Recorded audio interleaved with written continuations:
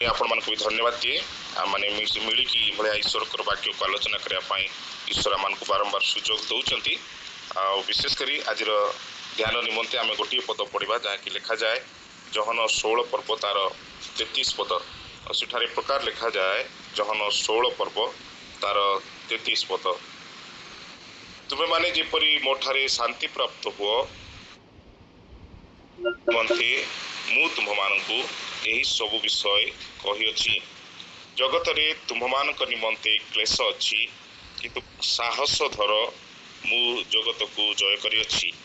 पुनर्बार पढ़ाई चाहे तुम्हें माने जेपरी मो ठारे शांति प्राप्त हुआ एथि निमंते मु तुम्हमान यही सबु विषय कही जगत रे तुम्हमान निमंते क्लेश अच्छी किंतु साहस धर मु जगत को जय करी अछि।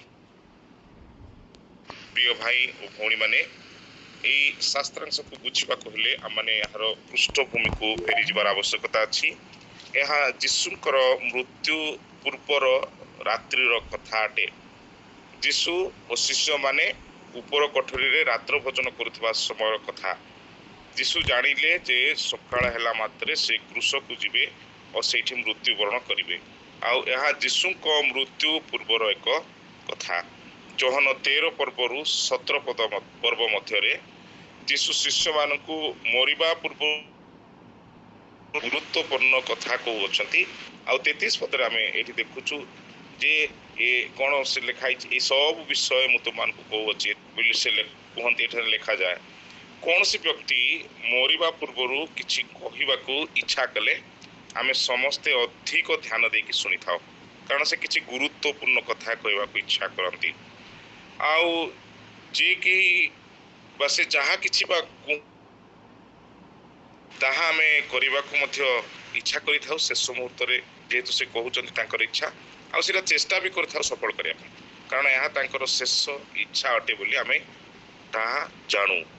जहन 13 पर्व 17 पर्व मध्य जीशु अनेक गुरुत्वपूर्ण कथा कही अछंती किंतु आज आमे जो शास्त्रांश पढ़ीचु से स्थान विषय आम से स्थान गोटे विषय को जीशु अधिक गुरुत्व देकी कहउचंती आउ ताहा होची कोन 33 पदर से कहउचंती मो ठारे शांति प्राप्त हुआ अर्थात एठारे जीशु से जो शांति विषय रे अधिक गुरुत्व दौचंती सब मु तुम मान को कहली एथि निमंते जो द्वारा तुम माने मो ठारे शांति प्राप्त हुआ जेहेतु जीशु जानी थिले जेतबेले से मरी जिबे आउ सेतबेले शिष्य मानकु जगत रे क्लेश दिया हबो से माने कष्ट एवं जंत्रणा पाइबे आउ सेत पय से मानकु से कहउचंती साहस दर मु जगत को जय करी अछि आउ से कहउचंती जे तुमे माने मो ठारे शांति प्राप्त हो मो ठारे शांति प्राप्त अर्थात आजिर प्रसंग मु रखिबा पय चाहे पीस इन क्राइस्ट ख्रीष्टंक ठारे शांति ख्रीष्टंक ठारे शांति। आज आम ए प्रकार एक जगत रे बास करुछु मोर प्रिय भाई एवं भौणी माने जो जगत रे शांति नाही वी लिव एमते एक जगत रे बास करू शांत जगत चतुर्पार्श्व रे अशांति प्रति मुहूर्त रे आम जदि न्यूज देखू न्यूज सुनु चतुर्पार्श्व रे युद्ध हिंसा हत्या विभिन्न प्रकार अशांति खबर आम पाऊ अर्थात आम आज जगत को देखू आज जगत रे शांति नाही आज जगत रे शांति नाही लोक माने शांति खोजी बुलु अछंती लोक माने शांति रो अनुसंधान रे अछंती एठी सेठी धाउचंती शांति पाइबा भाई किंतु यीशु कहउचंती कोन मो ठारे शांति अछि यीशु कहउचंती मो ठारे शांति अछि जगत रे क्लेश अछि अति स्पष्ट भाव यीशु कहउचंती मो ठारे शांति अछि जगत रे क्लेश अछि। आज आमे शांति कोठी खोजुछु जगत रे खोजुछु जगत रे शांति अछि कि हाँ अछि यीशु निजे कहउचंती सेटा जहन 14 तार 37 पदरे को प्रकार शांति यीशु सेठी कहउचंती 37 पद देखिबे मु तुम मानकु शांति दान करी जाउछि मोर निजर शांति तुम मानकु दान करूछि जगत जेपरि मु ତୁମ୍ଭମାନଙ୍କୁ ସେହିପରି ଦାନ କରୁ ନାହିଁ। ଅର୍ଥାତ୍ ଯୀଶୁ କହୁଛନ୍ତି ଜଗତ ବି ଶାନ୍ତି ଦାନ କରିପାରେ, କିନ୍ତୁ ଯୀଶୁ କହୁଛନ୍ତି ସେ ଜଗତ ଯୋଉ ଶାନ୍ତି ଦାନ କରେ ମୁଁ ସେଇ ଶାନ୍ତି ଦଉନାହିଁ, କିନ୍ତୁ ମୁଁ ମୋ ନିଜର ଶାନ୍ତି ତୁମକୁ ଦଉଅଛି। ଆମେ ଏଇ ଜଗତରେ ଆଜି ଶାନ୍ତି ଖୋଜୁଛୁ, ଆଉ ସେ ଜଗତରେ ଆମେ ଭାବୁଛୁ ଯେ ଧନରେ ହୁଏତ ଶାନ୍ତି ଅଛି, ତେଣୁ ଆମେ ଧନର ପଛରେ ପାଗଳ ହେଇଛୁ। ଆମେ ଭାବୁଛୁ ଜ୍ଞାନରେ ଶାନ୍ତି ଅଛି, ତେଣୁ ଆମେ ଅତ୍ୟଧିକ ଜ୍ଞାନୀ ହେବା ପାଇଁ ଚେଷ୍ଟା କରୁଛୁ, ଆଉ ସେ ଜ୍ଞାନ ଭିତରେ ଶାନ୍ତିକୁ ଅନ୍ୱେଷଣ କରୁଛୁ। ହୁଏତ ଆମେ ଭାବୁଛୁ ଶାରୀରିକ ସୁଖ ଅଭିଳାଷରେ ଶାନ୍ତି ଅଛି, ଆଉ ସେଥିପାଇଁ ଜଗତର ଲୋକମାନେ ବିଭିନ୍ନ ପ୍ରକାର ପାପ କାର୍ଯ୍ୟରେ ଲିପ୍ତ ରହିଛନ୍ତି ଶାନ୍ତିକୁ ଖୋଜିବା ପାଇଁ, ଶାନ୍ତି ପାଇବା ପାଇଁ। ବିଭିନ୍ନ ପ୍ରକାର ନିଶା ସେବନରେ ଯୁବାପିଢ଼ି ସେମାନେ ବୁଡ଼ି ରହିଛନ୍ତି ଶାନ୍ତିକୁ ଖୋଜିବା ପାଇଁ ବା ଶାନ୍ତି ପାଇବା ପାଇଁ। କିନ୍ତୁ ପ୍ରିୟମାନେ, ଆମେ ବିଷୟକୁ ଭୁଲ ସ୍ଥାନରେ ଖୋଜୁଛୁ, ଆମେ ଠିକ ବିଷୟକୁ ଭୁଲ ସ୍ଥାନରେ ଖୋଜୁଛୁ। ଆମେ ଶାନ୍ତି ଖୋଜୁଛୁ, ବହୁତ ସୁନ୍ଦର ବିଷୟ ଖୋଜୁଛୁ, କିନ୍ତୁ ଯୋଉଠି ଶାନ୍ତି ନାହିଁ, ଯୋଉ ଜଗତରେ ଶାନ୍ତି ନାହିଁ, ସେଇ ଜଗତରେ ଆମେ ଶାନ୍ତି ଖୋଜୁଛୁ। କିନ୍ତୁ ଯୀଶୁ ନିଜେ କହୁଛନ୍ତି କଣ, ଯେ ମୁଁ ସେହି ଶାନ୍ତି ବୋଲି, ଅର୍ଥାତ୍ ଖ୍ରୀଷ୍ଟଙ୍କ ଠାରେ ଶାନ୍ତି ଅଛି। ହି ହିମସେଲ୍ଫ ଇଜ ଦ ଏଫେସ୍ୟ ତାର 2 ପର୍ବର 14 ପଦ ଦେଇ ଆପଣ ଖୋଲିବେ। ଏଫେସ୍ୟ ତାର 2:14 ଲେଖନ୍ତି, 14 କୁହାଯାଏ କଣ ବୋଲି, କାରଣ ସେ ତ ଆମ୍ଭମାନଙ୍କ ଶାନ୍ତି, because he is our peace। 14 ଲେଖା ଯାଉଛି for he himself is our peace। ସେ ନିଜେ ଶାନ୍ତି, ସିଏ ଯେହେତୁ ନିଜେ ଶାନ୍ତି ଅଟନ୍ତି ଆଉ ତାଙ୍କ ଠାରେ ଶାନ୍ତି ଅଛି। ଯଦି ଜଣେ ଶାନ୍ତି ଖୋଜୁଛନ୍ତି ଏଇ ଜଗତରେ, ତାହେଲେ କାହାଠାରେ ଶାନ୍ତି ଅଛି? ଖ୍ରୀଷ୍ଟଙ୍କ ଠାରେ, ଯୀଶୁ ଖ୍ରୀଷ୍ଟଙ୍କ ଠାରେ ଶାନ୍ତି ଅଛି। କଣ ପାଇଁ ଯୀଶୁ ଖ୍ରୀଷ୍ଟଙ୍କ ଠାରେ ଶାନ୍ତି ଅଛି? କାରଣ ସେ ଶାନ୍ତି ସ୍ଥାପନ କରିଅଛନ୍ତି, ସେ ନିଜେ ଶାନ୍ତି ଅଟନ୍ତି।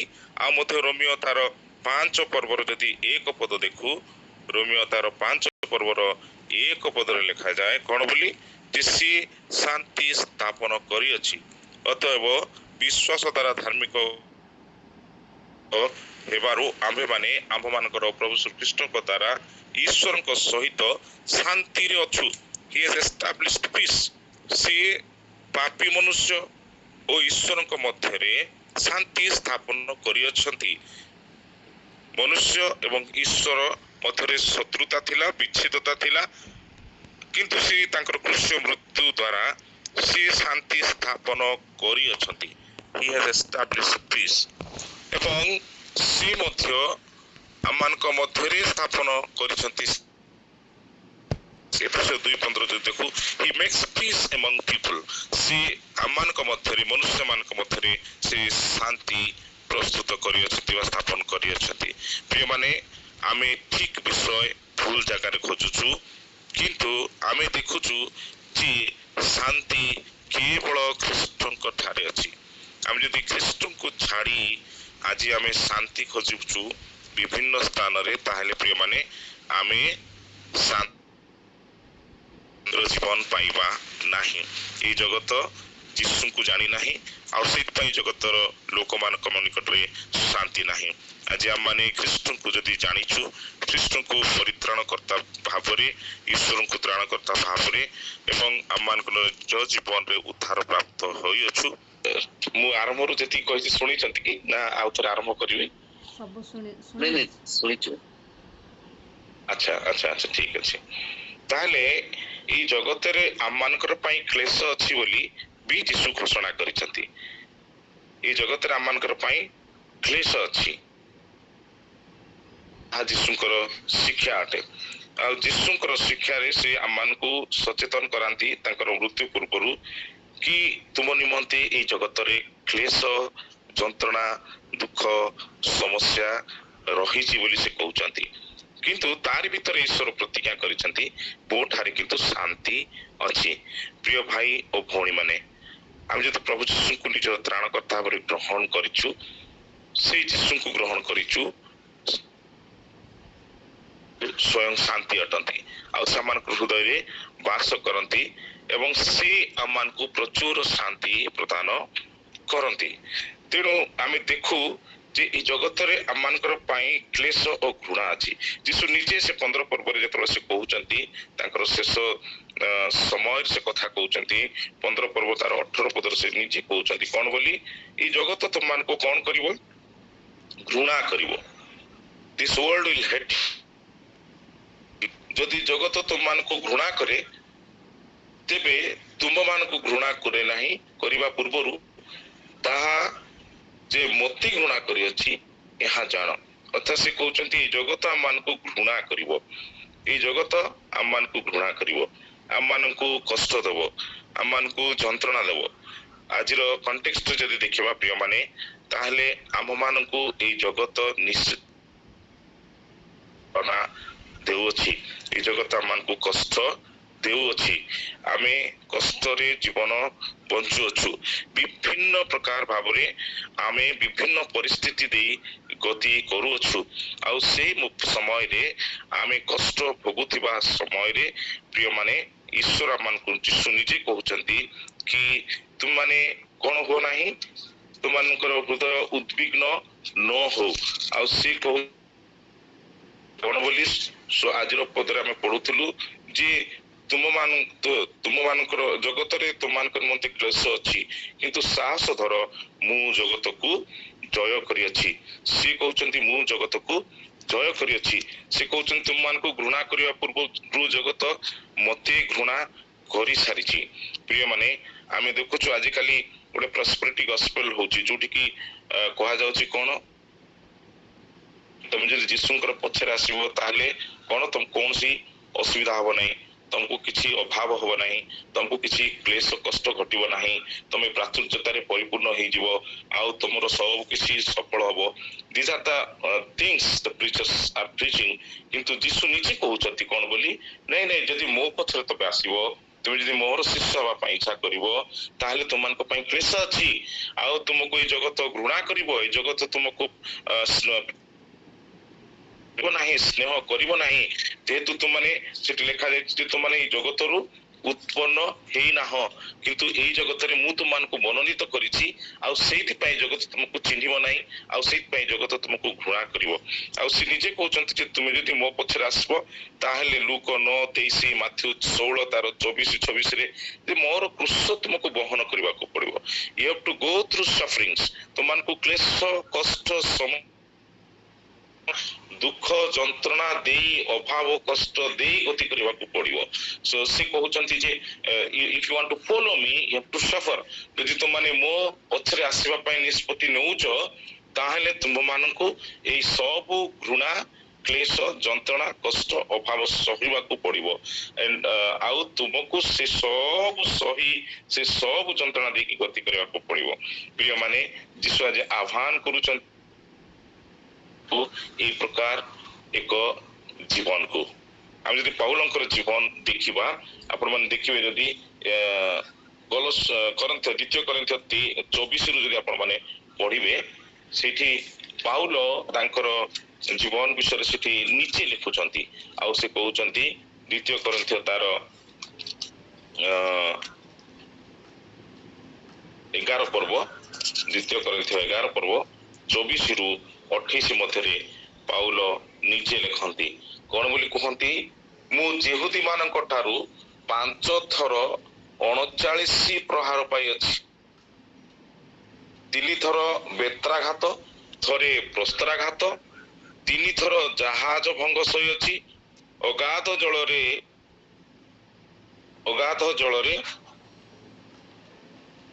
ଦିବାରାତ୍ର କ୍ଷେପଣ କରିଅଛି, ଅନେକ ଥର ଯାତ୍ରା କରିବାରେ, ପଢିଦେବେ କି, ନଦୀର ବିପଦରେ, ଡକାୟତଙ୍କ ବିପଦରେ,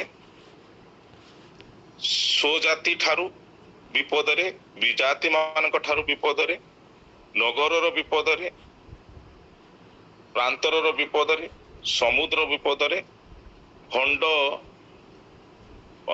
ଭାଇ ମାନଙ୍କ ଠାରୁ ବିପଦରେ, ପରିଶ୍ରମ ଓ କଷ୍ଟ ଭୋଗରେ ଅନେକ ଥର କେତେରୁ କେତେ ଭାଇ? ଉଦା ତୃଷ୍ଣା ଉଜାଗର ଆଉ ଅନେକ ଥର 2 Corinthians 11:24-28 ଦେଖନ୍ତୁ ଆମେ ଦେଖୁଛୁ ପାଉଲଙ୍କର ଜୀବନରେ କଣ ସବୁ ଦୁଃଖ କଷ୍ଟ ଦେଇ ଗତି ନ କରିଛନ୍ତି। ମାନେ ସେ ପାଇଛନ୍ତି କଣ 39 ଥର ସେ ଚାବୁକ ପ୍ରହାର 39 ଚାବୁକ ପ୍ରହାର 5 ଥର ପାଇଛନ୍ତି, ବେତ୍ରାଘାତ 3 ଥର, ପ୍ରସ୍ତ୍ରାଘାତ ଥରେ, ଆଉ ଜାହାଜ ଭଗ୍ନ 3 ଥର, ଆଉ ଡକାୟତ ମାନଙ୍କର ତୃଷ୍ଣା ଉଜାଗର ଶୀତ ତାପରେ ଉଲଙ୍ଗତା ବୋଲି ଲେଖିଛନ୍ତି ସିଏ। ତାପରେ ସେ ଅନେକ ଅନେକ ଲିଷ୍ଟ ସେ ଦେଇଛନ୍ତି କି ସବୁ ମୁଁ ସହିବାକୁ ପଡିଛି କଣ ପାଇଁ? ଖ୍ରୀଷ୍ଟଙ୍କ ପାଇଁ, ଟୁ ଫଲୋ ଖ୍ରାଇଷ୍ଟ। ଏଇ ସବୁ ମତେ କଷ୍ଟ ଦେଇକି ଯିବାକୁ ପଡିଛି। ଆମେ ଭାବୁ ଖ୍ରୀଷ୍ଟଙ୍କ ପଛରେ ଚାଲିବା ଅତି ଆନନ୍ଦଦାୟକ ବିଷୟ ଅଟେ। ଯଦି ଆମେ ଖ୍ରୀଷ୍ଟଙ୍କୁ ଯଦି ବାଛିଛୁ ଆଉ ଯଦି ଅନୁଗମନ କରୁଛୁ ତାହେଲେ ଆମେ ଭାବୁ ଯେ ନାଇଁ ଆମମାନଙ୍କୁ ସବୁ ସୁଖ ସମ୍ପତ୍ତି ଆଉ ପ୍ରାଚୁର୍ଯ୍ୟତା ସଫଳତା ଆଉ ଅତି ଆନନ୍ଦର ଜୀବନ ନାଇଁ। ଯୀଶୁ ନିଜେ କହିଲେ ଜଗତରେ ତୁମକୁ କ୍ଲେଶ ଅଛି, ଜଗତ ତୁମକୁ ଘୃଣା କରିବ। ଆଉ ପାଉଲଙ୍କ ଜୀବନରୁ ଆମେ ଦେଖୁଛୁ ଯେ ପାଉଲ ଯେତେବେଳେ ଯୀଶୁ ଖ୍ରୀଷ୍ଟଙ୍କର ସୁସମାଚାର ପାଇଁ ସିଏ ନିଜକୁ ସମର୍ପିତ କରନ୍ତି, ଏତେ କଷ୍ଟ ଏତେ କ୍ଲେଶ ଏତେ ଯନ୍ତ୍ରଣା କରୁଛନ୍ତି। ମୁଁ ତ ଭାବୁଥିଲି ଏତେ କ୍ଲେଶ ଯଦି ମୋ ଜୀବନରେ ଆସନ୍ତା ହୁଏତ ମୁଁ ଯୀଶୁଙ୍କୁ ଛାଡିକି ସୁସମାଚାର ଛାଡିକି ଚାଲି ଯାଆନ୍ତି ନାହିଁ। କିନ୍ତୁ ଆମେ ପାଉଲଙ୍କର ଜୀବନ ଦ୍ୱାରା ଉତ୍ସାହିତ ହବା ଦରକାର।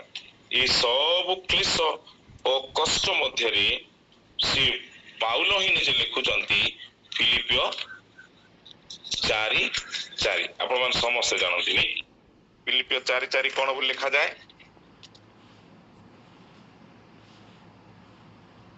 ଫିଲିପିଓ 4:4 ସର୍ବଦା ପ୍ରଭୁ ଆନନ୍ଦ।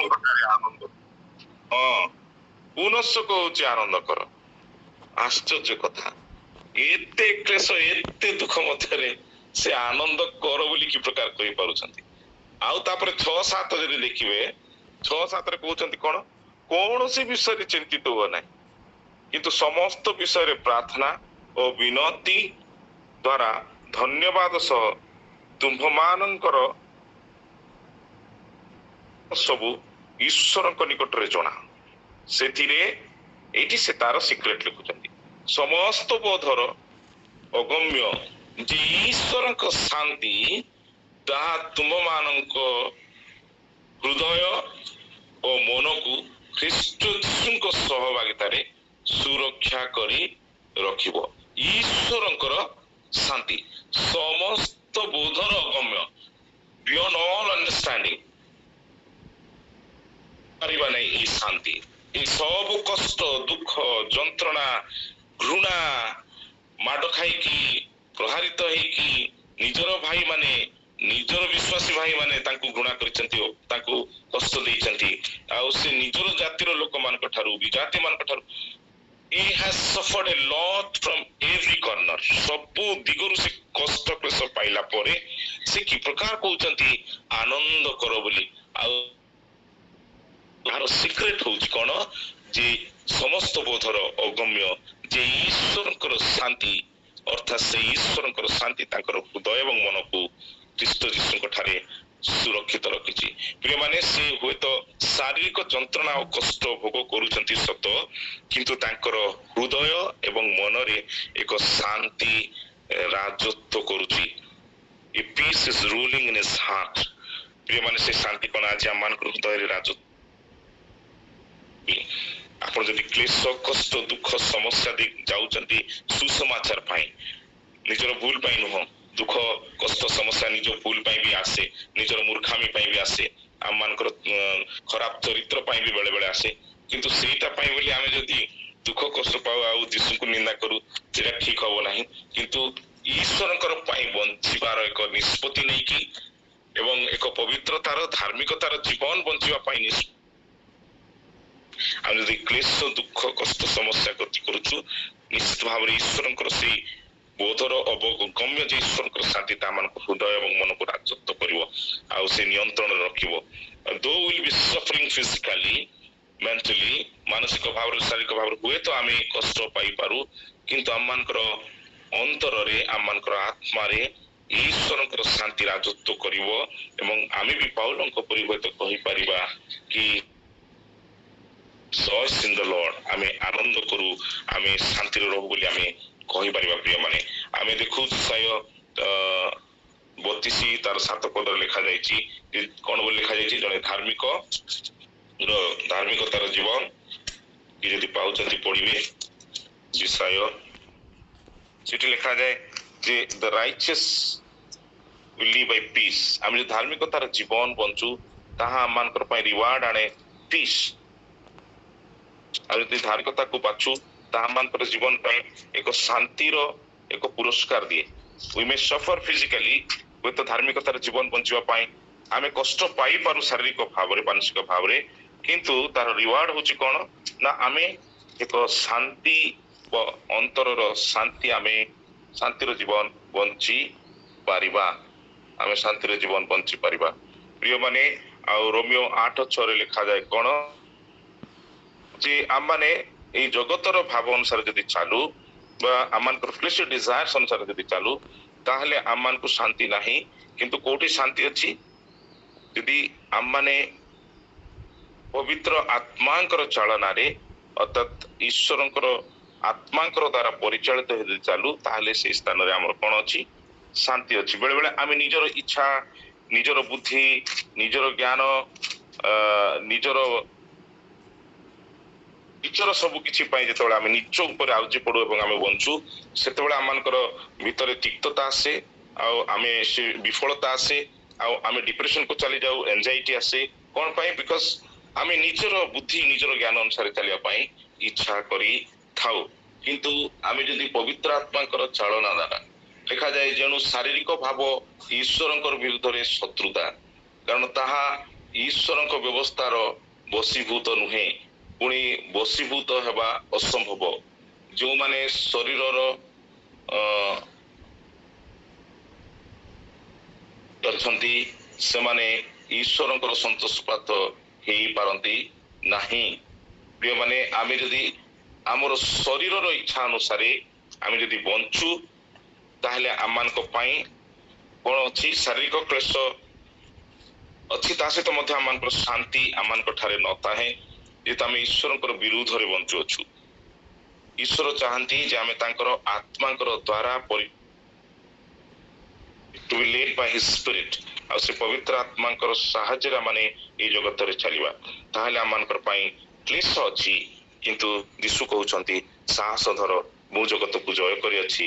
ଆଉ ସେ କହୁଛନ୍ତି ତୁମମାନଙ୍କର ହୃଦୟ ଉଦ୍ବିଗ୍ନ ନ ହଉ, ଆଉ do not be let your heart not be troubled, ଆଉ ସେଇ ପ୍ରତିଜ୍ଞା ଗୁଡାକ ଯୀଶୁ ଆମମାନଙ୍କୁ ଦଉଛନ୍ତି। ତାହେଲେ ପ୍ରିୟମାନେ, ଆମେ ଆଜିର ଚିନ୍ତା ଆମେ କରୁଥିଲୁ ପିସ୍ ଇନ୍ କ୍ରାଇଷ୍ଟ।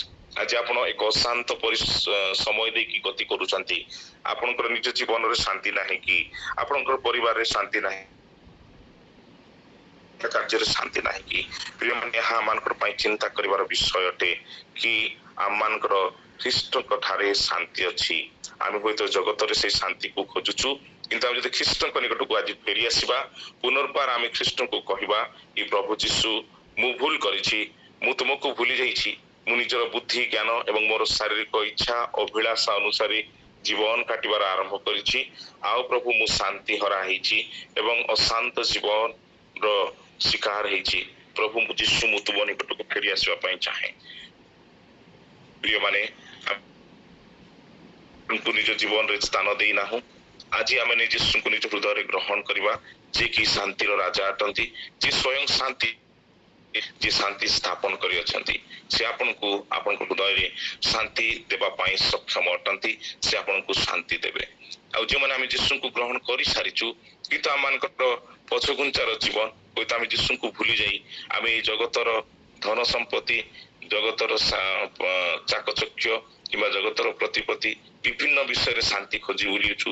ପ୍ରିୟମାନେ, ଆଉ ଥରେ ଫେରି ଆସିକି ଆମେ ନିଜର ଭୁଲ ପାଇଁ ଯୀଶୁଙ୍କ ନିକଟରେ ପାପ ସ୍ୱୀକାର କହିବା କି ପ୍ରଭୁ, ମୁଁ ତୁମ ଠାରୁ ଦୂରେଇ ଯାଇକି ମୁଁ ଜୀବନର ଶାନ୍ତି ହରେଇଛି।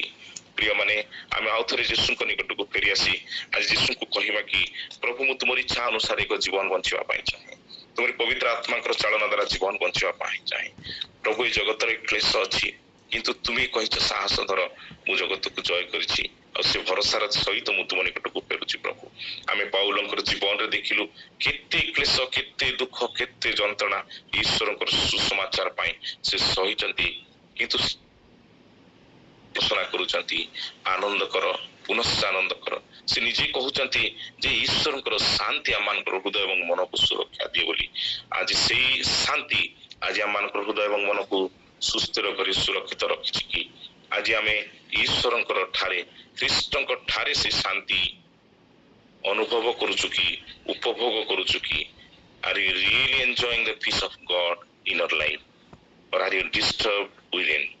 ଯଦି ଆପଣ ମାନେ ଅଶାନ୍ତ ଜୀବନ କାଟୁଛନ୍ତି, ପ୍ରିୟ ମାନେ ଯଦି ଆମେ ଖ୍ରୀଷ୍ଟିଆନ ମାନେ ଅଶାନ୍ତିର ଜୀବନ କାଟିବା, ତାହେଲେ ଜଗତ କୋଉଠୁ ଶାନ୍ତି ପାଇବ?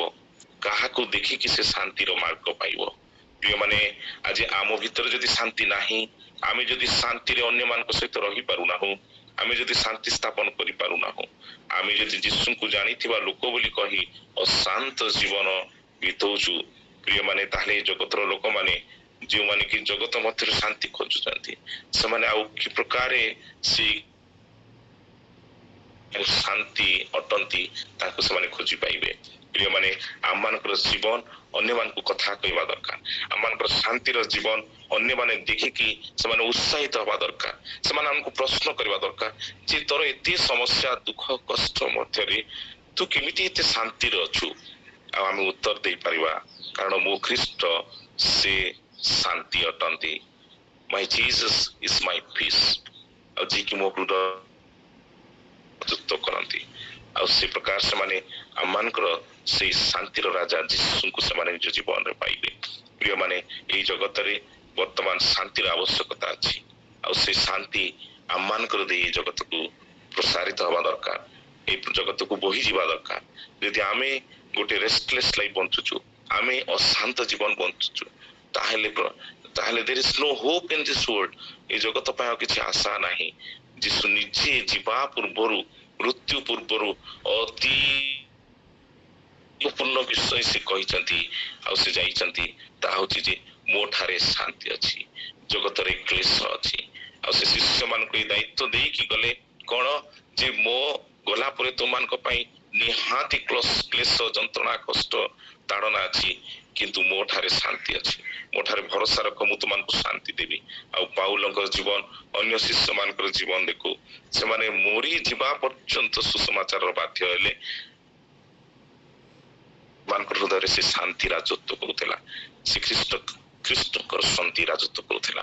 ପ୍ରିୟ ମାନେ ଆଜି ମୋ ହୃଦୟରେ, ଆପଣଙ୍କର ହୃଦୟରେ ସେ ଶାନ୍ତି ରାଜତ୍ୱ କରୁଛି କି?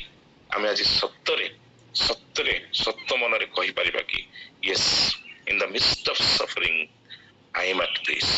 ଏଇ ଜଗତର ସମସ୍ତ ପ୍ରକାର କ୍ଲେଶ, ଦୁଃଖ, ଅଭାବ, କଷ୍ଟ, ଯନ୍ତ୍ରଣା, ରୋଗ, ସମସ୍ୟା ଭିତରେ ମୁଁ କହିପାରିବି କି ଯେ ଖ୍ରୀଷ୍ଟ ମୋ ପାଇଁ ଶାନ୍ତି, ଏବଂ ମୁଁ ଶାନ୍ତିରେ ବାସ କରୁଛି ବୋଲି। ପ୍ରଭୁ ଆମମାନଙ୍କୁ ସାହାଯ୍ୟ କରନ୍ତୁ, ଯଦ୍ୱାରା ଆମମାନେ ଏହି ଅଶାନ୍ତ ଜଗତରେ ଏକ ଶାନ୍ତିର ଜୀବନ ବଞ୍ଚିବା ଏବଂ ଶାନ୍ତିର ବାର୍ତ୍ତା ଏହି ଜଗତକୁ ଦେବା। ଆମେନ୍। ଆମେନ୍ ଆମେନ୍।